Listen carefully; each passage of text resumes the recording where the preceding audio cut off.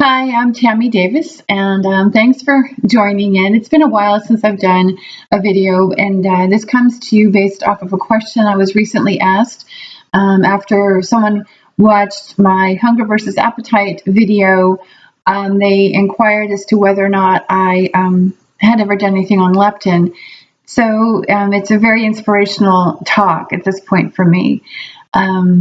If you gotten to know me at all, you realize that I am all about chemical imbalance and not about stigma whatsoever. And really have come to determine that for the most part, all of us are walking around with some degree of hormonal imbalance. How that plays out in the individual depends on that genetic blueprint. We are seeing increased body size. It is a topic of discussion. Unfortunately, it is also a topic of talk, of judgment, and part of my intention, I guess, is to put an end to that. I guess that's the reason why I really work to rethink things as opposed to the typical line of thinking. You know, the paradigm that we currently operate within is very limiting. It's very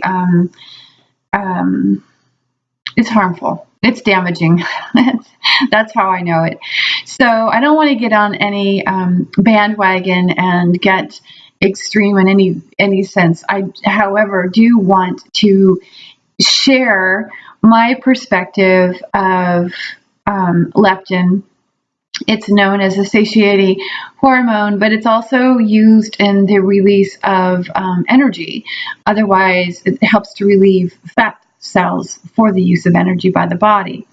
What I do know is that leptin itself, leptin receptors really were never discovered until the mid 1990s.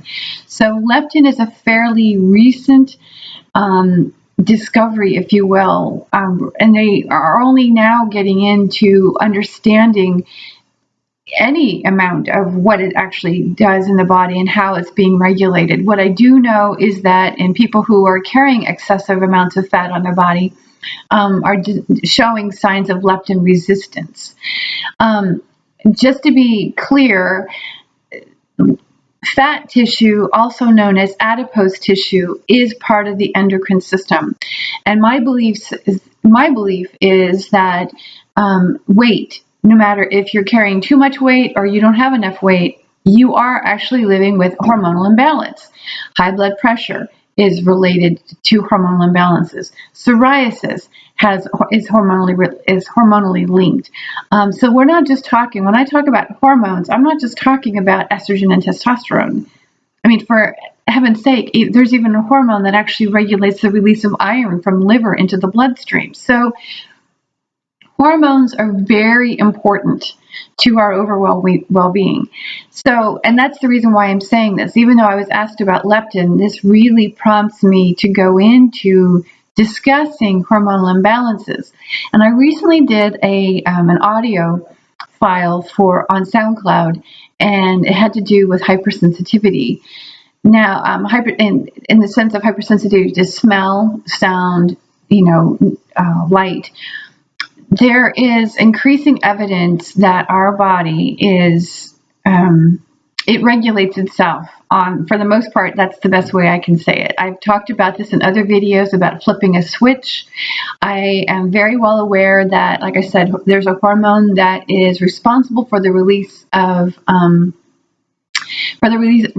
iron into the bloodstream. There's also a hormone, angiotensin 2, which I'm sure you've heard of. That is actually released. It's getting darker here, so all of a sudden my camera is just doing strange things. Why is it getting darker? Let me try to do that. That's really interesting. So at any rate, luckily you can still see my face there for a short while. Anyway, angiotensin 2 is actually angiotensin is used by the body to hasten our respiration, quicken our heartbeat, and even increase our blood pressure. this would be in the state of fight or flight. And so when we are in that phase, angiotensin is released, the angiotensin 2 receptor is activated, and it does interfere with the body's use of, I should say, the body's ability to break down casein and gluten. I only say that because we have genes that can do that. So to say that we are not equipped to eat grains or, oh my goodness, gluten and casein is not necessarily true. We're just going to have to work with the lighting here the whole time. Anyway, that's the point I'm saying. That's the reason I'm saying that, is we are wired to be able to metabolize these proteins. And when it doesn't happen, you have larger protein molecules floating around the bloodstream, which is now going to release antibodies and potentially set us up for an autoimmune issues down the line, such as RA and or celiac. So, but the reason for even saying any of that was to demonstrate that a hormone that is produced in our body that circulates throughout the bloodstream is activated by fight or flight. Okay, so by stress. When it comes to leptin, and so basically what I'm saying is, and before I go any further, what I'm saying is that for many reasons, we are demonstrating that we are almost in a chronic state of fight or flight. And through the activation of these various hormones, it's upsetting to the autonomic nervous system and potentially triggering further imbalance within the hypothalamus, pituitary, and adrenal cortex, which is going to lead to hypersensitivity. So we can go on and on and on. I mean, there's all kinds. How this manifests in individuals varies depending on the person. The truth is, though, we're talking about hormonal imbalance. And again, how it is regulated in your system is unique to your genetic blueprint. When it comes to leptin, like I said, people who are carrying excessive amounts of body fat on them are showing signs of leptin resistance. So that means the body's not using it. And what I also know that's leading us to a chronic state of fight or flight is the degree of toxins that we are exposed to. And yes, and I just did an audio for SoundCloud, and I discussed in there about environmental toxins. I mean, there's toxins in our foods. I mean, we're feeding children at a very young age. Even ourselves, when we're pregnant with these children, we're eating foods that contain additives, which I feel like are affecting our endocrine system. It's affecting our digestive system, how the body digests fats and actually assimilates fats on a cell level is necessary. They've been able to show that through the introduction, I should say, in labs, they've been able to demonstrate that through the introduction of N3 fatty acids, which is your omega-3s, into the fat cells, the fat cells are then released. The fat is then released from the cell, and which would be indicative of helping people lose weight. I mean, this is the whole premise to doing this. But to me, that was intriguing because N3 fatty acids actually help release fats. And if this isn't happening and people are getting there, I mean, come on now. I mean, I know lots of people who take their fatty acid supplements. They're eating nuts, seeds, fish. I mean, they're eating things with omega-3s, but they're not being released. Now, this comes back to, number one, a balance of omega-6s and omega-3s, because if it's not a decent ratio, and I mean a really good ratio, the anti-inflammatory effects of omega-3s is disqualified. So it has to be a good balance of omega-3s and omega-6s, number one, because omega-6s and omega-3s actually also help to regulate the hormonal system. So it gets kind of intricate here. But what I hear also is the body's inability to break the fats down effectively so that the cells can now take them up. So even if it is taking it in and it is breaking it down, the next thing is actually getting it into the cells. And this is where essential oils come in. They actually will help assimilate it on a cell level. So that's number one. That's the first point I want to make. So this is the really exciting part to leptin, is actually getting it to be activated so that it is taken into the cells, so that the fats can be released and it can be used as energy as it's designed to be used for. On that note, though, back to the chronic state of fight or flight and environmental toxins, I also know that our own chemistry, as I mentioned, affects our chemistry. It causes fluctuations. And so mental and emotional stress, and keep in mind, I do have a program coming up mid-January on stress that you're invited to consider signing up for, or even signing up for, because at that point you'll get a complimentary intake, full assessment and follow-up, ongoing follow-up via email, so that you can really get how this actually works, and begin to experience it for yourself, so that you can pass the word on to children that are in your life and so on, because I'm really trying to create a ripple of wellness here. But there again, like I said, there are the environmental stressors, and I'm sorry if I seem a little distracted. The wind's kicking up and there's things blowing around, and I don't mean to seem like I have, I'm not focused, because I really am. I'm struggling with not just whipping my head around and looking somewhere else. Anyway, besides the environmental toxins, there is the mental and emotional stress that does trigger toxic reactions within the body. It causes, in other words, it's an inflammatory reaction in the body. And this degree of toxin will also, again, because it's stress, consistently prompt the fight, the fight or flight, because we're always activated. And at some point, the body's going to stay on that way, no matter how much you, for the most part, I can't say this 100%. There's no 100% of anything. No matter how well you work to relieve yourself of stress, once the body's been activated to be on heightened state of fight or flight, it's going to be difficult for it to shift back.